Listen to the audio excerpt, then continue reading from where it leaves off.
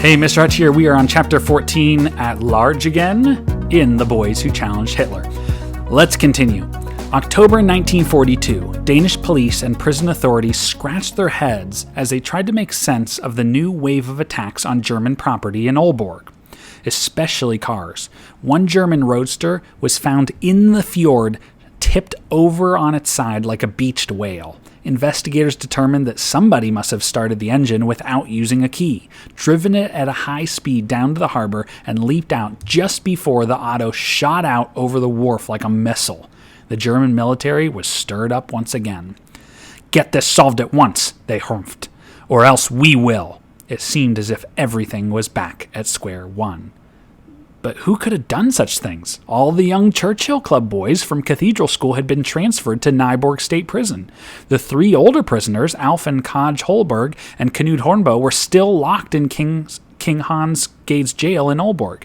In fact, now they were together in a single cell. Guards squinting through the peephole observed the three young men reading, chatting, piecing together model airplanes, and playing chess. They seemed to yawn and nap a lot, but jail life was hardly exciting. The three cellmates settled down for the night like everyone else in the building when lights were out, or at least that's how it looked. But as it happened, the cell they inhabited was the one with the dummy bar. Oh, so it wasn't such a waste after all. When darkness and silence settled over the jail, the three became alert as cats. They got up, fished their shirts and trousers from behind the bed, and scrambled into their clothes. Each night, Alf left a piece of paper on a stool in the center of the cell. On it, he scribbled his parents' telephone number and a brief message to their Danish jailers. "Please don't call the police," it read. "Call this number and we will return immediately." Here's a prison yard photograph of the Brønderslev Three, Kaj, Alf, and Knud. Alf usually went out first. He climbed onto a chair, removed the dummy bar, squeezed through the opening, and crawled onto an awning in front of the window. Next came Knud Hornbo, who was a little pudgy. Halfway through the opening on the first attempt, he got stuck. He tried not to cry out in fear or pain. Alf pulled from the outside, and Kaj pushed from the inside until they finally got him out, spraining his arm in the process. Kaj slid out with ease. The rest was simple. They crawled over the wire mesh above the outdoor yard and dropped into the prison orchard. Then, after concealing themselves in dense shrubbery until they knew everything was clear, they stepped into the street as free men. Knud Hornbo and the Holborg brothers escaped 19 nights in a row. The trio got so used to leaving the prison that one day they left too early and found themselves uncomfortably out on the street in broad daylight. They ducked into a movie theater and took seats. Once their eyes adjusted to the darkness, they found that they were seated amongst German soldiers enjoying a weekly newsreel of German battlefield heroics. The escaped prisoners' nightly routine seldom varied. First, they continued the work of the Churchill Club, smashing the instrument panels of unguarded German roadsters and setting them ablaze. When they were finished, the three walked to the Holborg's home and ate dinner with Alf and Kaj's family. The first night shock of seeing the boys at the front door soon gave way to elation and scheming. The boys now set to work trying to find a boat that would take them out of the Limfjorden and sail them to Sweden. On the 19th night of their freedom, the young men bade the Holborgs goodbye and started back toward the jail. As they walked, they agreed it had been a lovely night. They had found and decommissioned a stylish German roadster, shorting out its electrical system.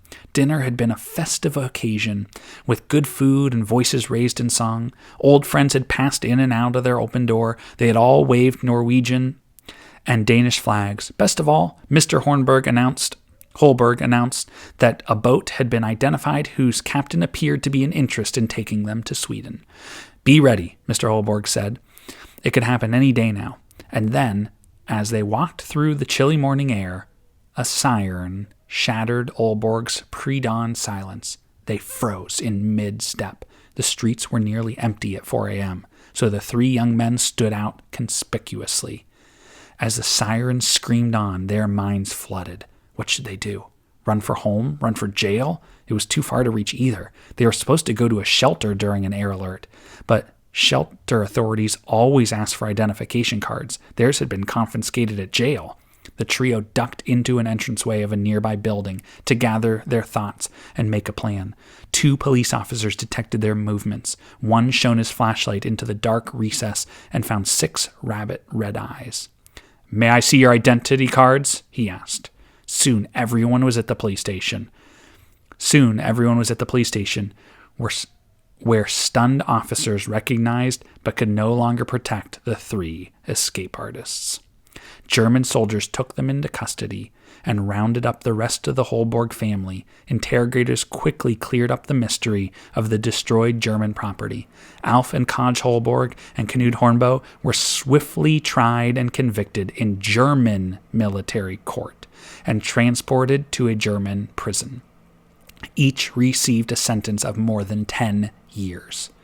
Danish officials loudly protested. Crimes allegedly committed by Danes on Danish soil were to be prosecuted by Danes. That was the agreement they had made. Denmark insisted that the 3 be returned, but German authorities weren't budging. They accused the Danish police chief of being in on that dummy window bar. Prisoners couldn't have done something like that alone, they charged it. It would have made too much noise. They had to have had help. Either way, the Churchill Club was now completely sidelined. For 10 months, from marking walls with blue paint and twisting signs to stealing weapons and destroying important German assets, Denmark's first occupation resistors had bedeviled their protectors and awakened the courage of many Danes. But with the Brønderslev 3 in German captivity and their younger 7 locked up at Nyborg, for now at least, it seemed the Churchill Club was history. And there's a picture of German soldiers outside of a Danish prison. That's it for Chapter 14, short one. I'll see you next time for Chapter 15. We head off to Nyborg State Prison.